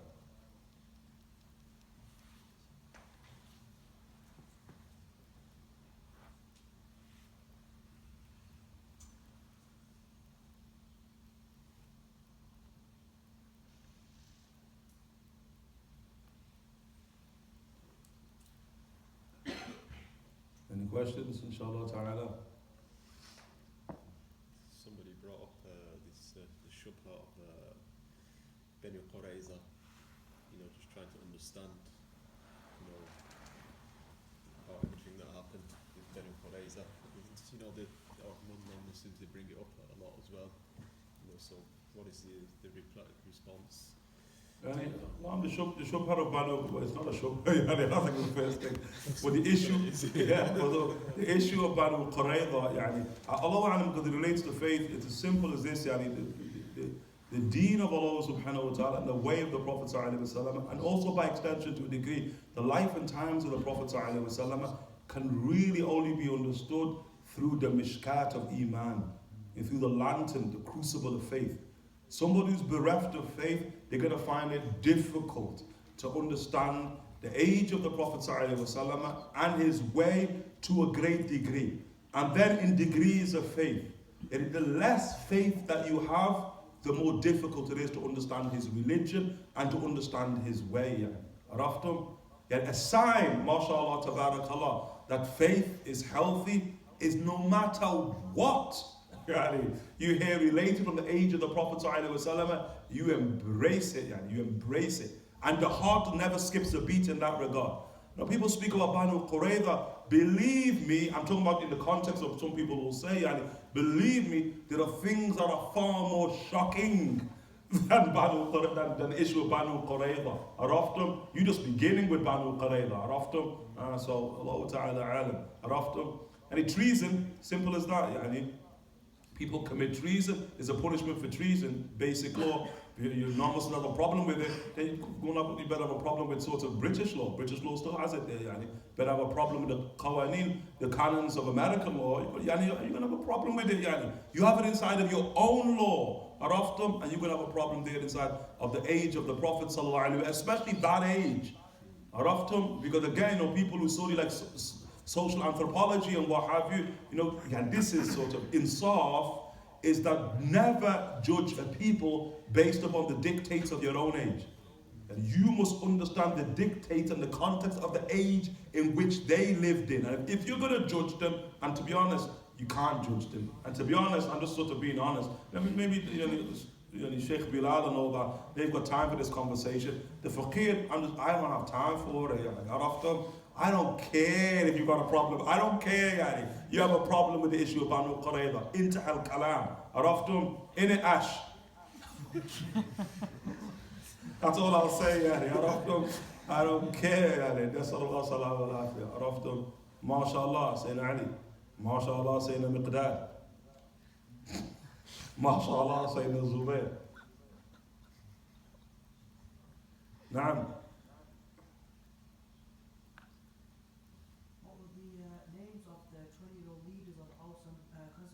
Of the which? What were the names? We said of them, of the Khazraj, is saying Sa'ad ibn Ubadah. When we were speaking about that, his name is Sa'ad ibn Ubadah. So he's the leader of the Khazraj. And of the Aus, is saying Sa'ad ibn Mu'adh. Sa'ad ibn Mu'adh. And Sa'ad ibn Ubadah is Khazraji Banu Sa'ida, and Sa'ad ibn Mu'adh is Ausi Banu Ash'al, Banu Abd Ash'al. Are there any lineage of the Ansar to this day? Do people know the Ansar? Yeah, mashallah. Ansar, mashallah, tabarakallah. Even Hadramaut of our shuyukh from the Ansar. Like Sheikh Umar Hussein and others, their lineage goes back to Abad ibn Bishr, the Khatib family inside of Hadramaut. So they're from the Ansar. Our lineage is still known. You see, the concentration of the Ansar inside of Arabia mostly is inside of Mecca and Jeddah. Inside of Mecca and Jeddah, that's where you'll find the concentration of the Ansar radiallahu anhum to this day.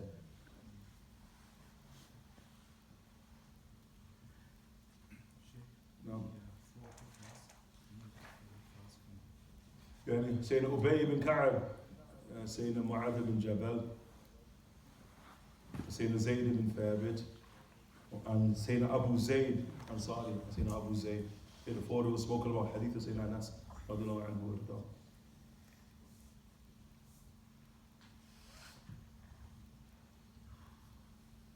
Any questions, inshallah ta'ala?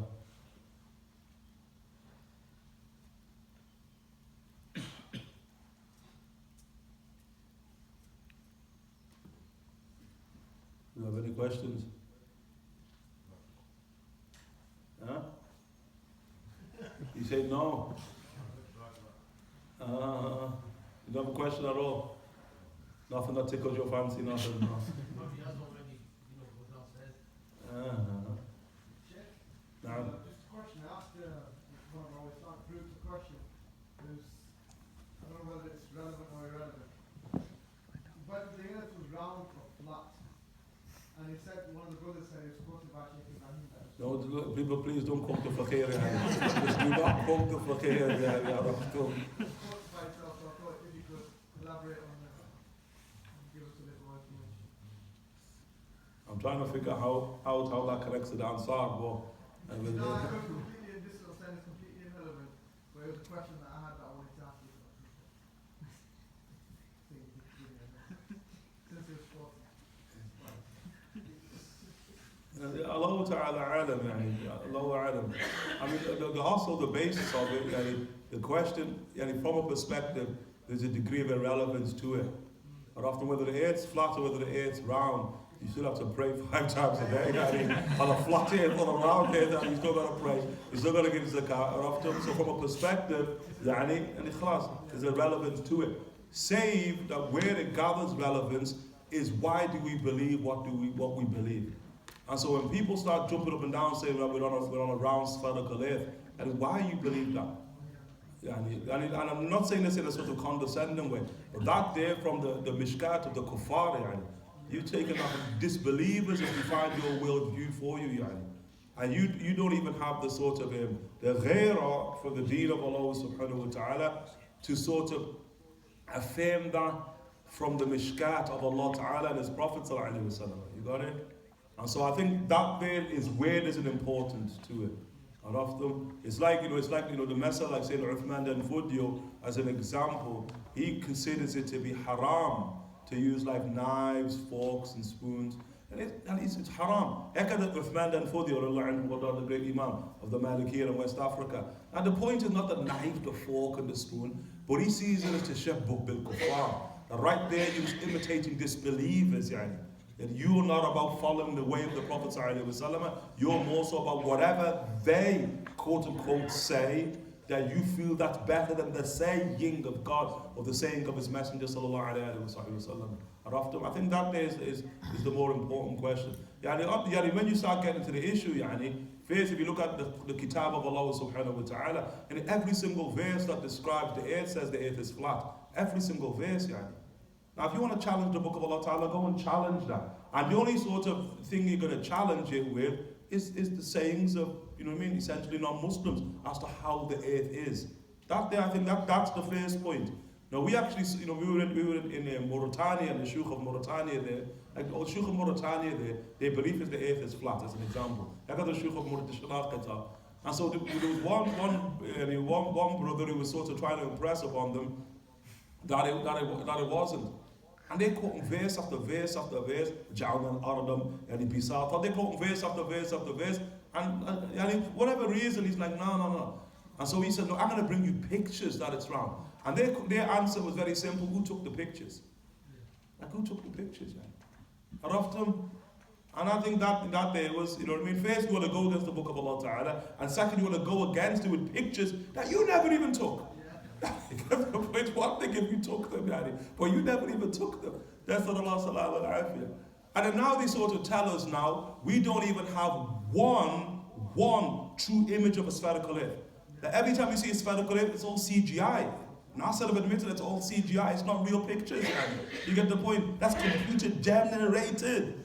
Nasallallahu salam al-afiyah. And the thing, Allah Ta'ala alam, but the thing is not as clear as one seems it to be. And when we look at the sort of ancient world, and I'm not even talking about just the ancient Muslim world, we're talking about the ancient world, virtually consensus it was a flat earth.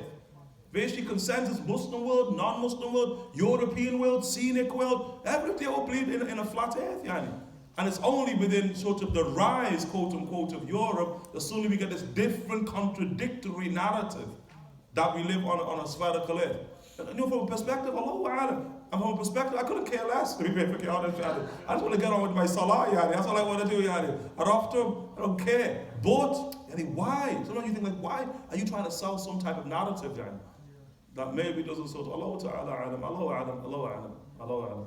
And Allahu A'lam, but the faqir, I thought one of the best, I thought one of the best explanations I'd ever heard of it, was by the late and great Dr. Sa'id Ramadan al-Bhuti, rahmatullah alayh. And so when the issue was posited to him, what he believed was that we live on a spherical earth, but we experience it as a flat earth. So it's both. هكذا Dr. Bhuta, we gathered between the both of them, and his istidlal was ajib because he used like the version of وَجَعَلْنَا. Now, when Allah Ta'ala speaks about it, He speaks about it in a royal we. And then here in Usul al-Tafsir, the reason why Allah Ta'ala uses the royal we is because of the grandiose and bewildering nature of the act that He's done. And so Dr. Bhuti Rahimahullah Ta'ala says, what then is bewildering about a spherical earth, about a flat earth? And he said what's bewildering about a flat earth is that it's on a spherical earth. You get the point? And gravity makes us experience a flat earth, is what he's saying. And so Allah Ta'ala gave us a sphere that we live upon, but we experience it as something flat. You get the point? Like, you know, we're not walking on the earth and we're like, oh, like none of us, oh, or people in Australia, as much as we think they are, you know what I mean, down under, as they say, they're not like, oh, you know, they're not like upside down. Everybody experiences that they're on top of the earth and that it's flat no matter how much they walk. And so he said the amazing thing about the earth that Allah Ta'ala created of the boot, he said that it is perpetual flatness. It's perpetual. That you will walk upon a flat earth, what he's saying forever and ever and ever. Yani. Although the Flat Earth Society are saying that, the Flat Earth Society are saying something different. Allah and the Faqih would encourage people who have interest in cosmology and that to actually study that, yeah, what the Flat Earth is saying. I mean, they're cast off as lunatics, but they ain't that, you know what I mean? It ain't, yeah. You know, sometimes you ask, I think one of the things, you know, like the UN, which represents, you know, the United Nations and all that. Have you ever looked at the United Nations emblem? It's a flat earth. It's Imam Al Bukhari's. They took Imam Al Bukhari's depiction of a flat earth, and that is the emblem of the UN. Yani. He took Bukhari right there. Radiallahu ta'ala anhu warda. Yani khalas, whatever. Ask me for khair, Allahu alam. Allahu ta'ala alam. Stranger things about it, let's see. If you ask me where you're going to cast your lot with the imams of the religion, mashallah, tabarakallah. If they believe it's flat, then it's flat. If they believe it's round, then it's round. Allahu alam. Just want to get on with salah, innit? In the time of Imam Qurtubi mentions that some of the ulama they held this view. That? In his tafsir he mentions that some of the ulama they held the view that the earth was round. Yeah, no, there is. But that's a vast minority they held that. And Qurtubi rahimahullah ta'ala, you're speaking, I mean... You're speaking against them, yeah. Yeah. Oh, You know, going back to the hadith. right, the flat earth, the round earth. We don't care so long as the Prophet hasn't lived on it. That's all we care. Who lived on that round, flat earth? The Prophet has his people, yeah, and it's his salah. You know this love and hatred for the Ansar, is it for that generation that help us, or is it? No. And it's not that's the question. That the love and the hatred as a sign of faith and a sign of nifaq, it is not just for the generation that was around the Prophet ﷺ, but also you carry the offspring of them likewise upon them. And can anyone else enter that generation by helping the Prophet ﷺ? No, of course, but not necessarily the Ansar in that strictest sense, that is a people called the seal, and then it's an issue that now for us mostly relates to the issue of blood.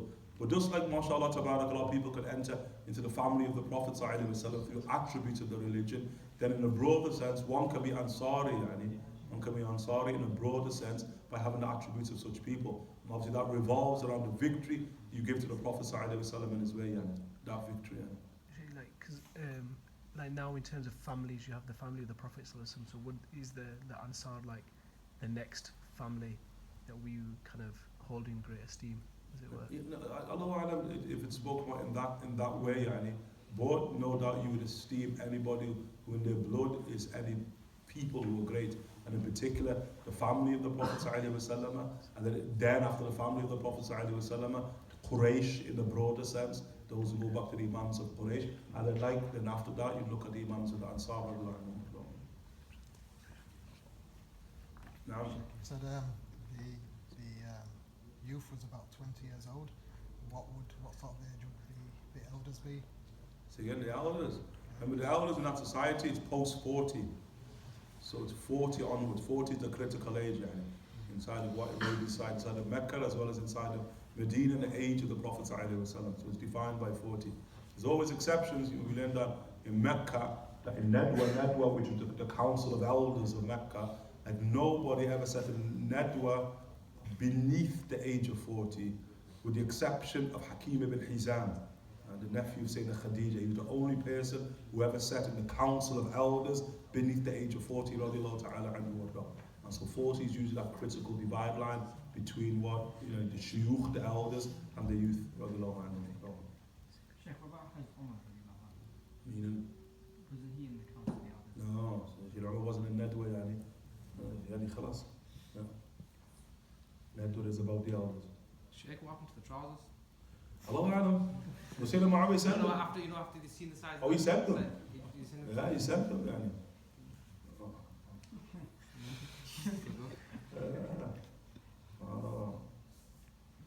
Now.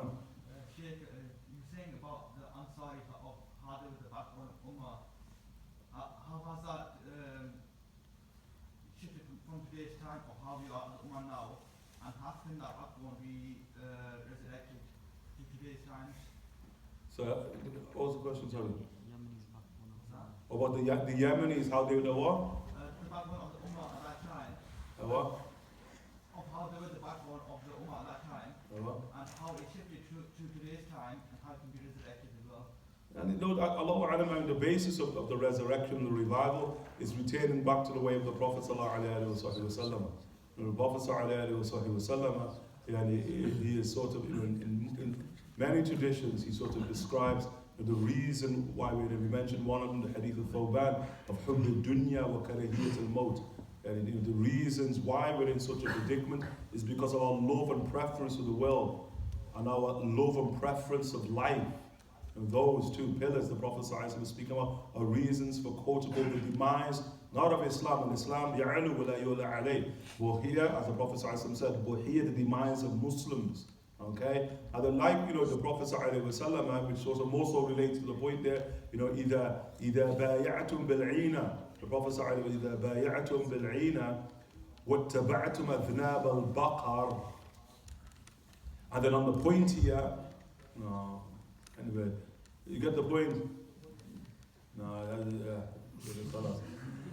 was going to quote the hadith, but then the Prophet ﷺ mentions reasons why we're in the predicament.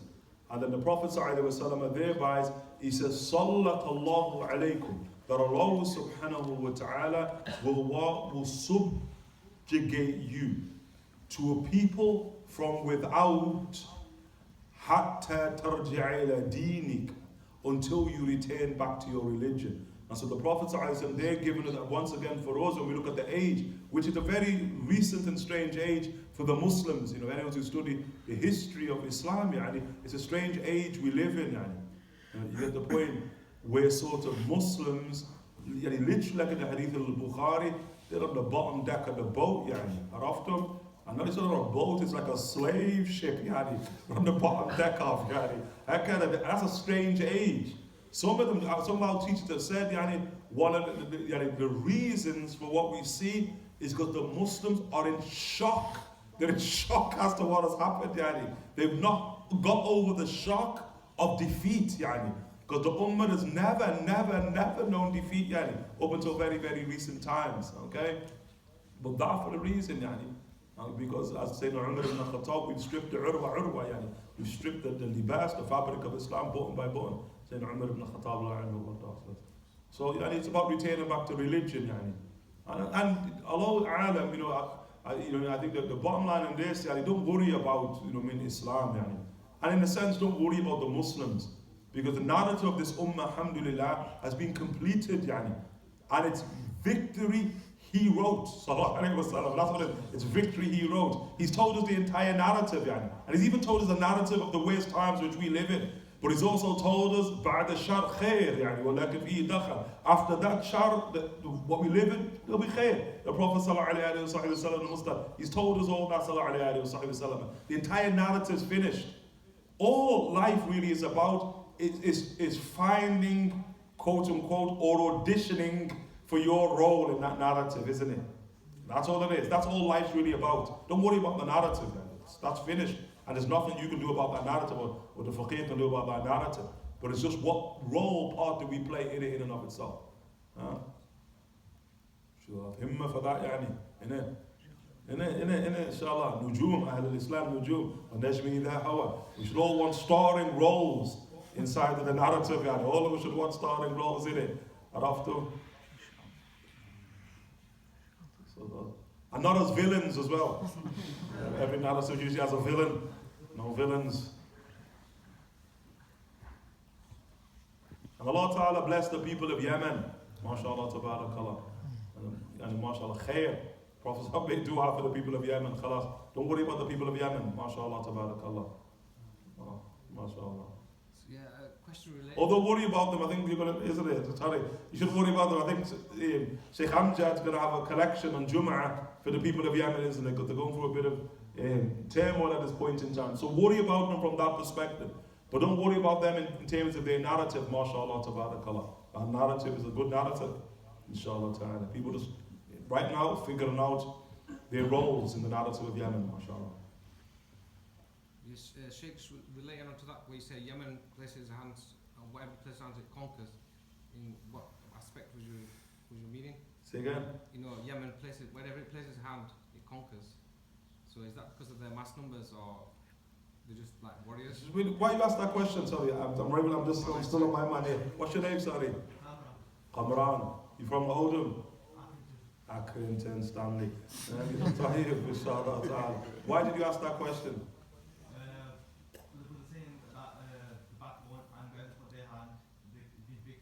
And what? Like wherever the Yemen put their hand, wherever her hand was, got victories. No. So why did you ask the question though? Because of the hand over here. Because that's a great question. How that victory back then and to how it is right now. Okay. I thought so. This one. Yeah, you said wherever Yemen places its hand, it conquers. Is that because of their vast numbers, or because they're more strategic, or they've got good warriors?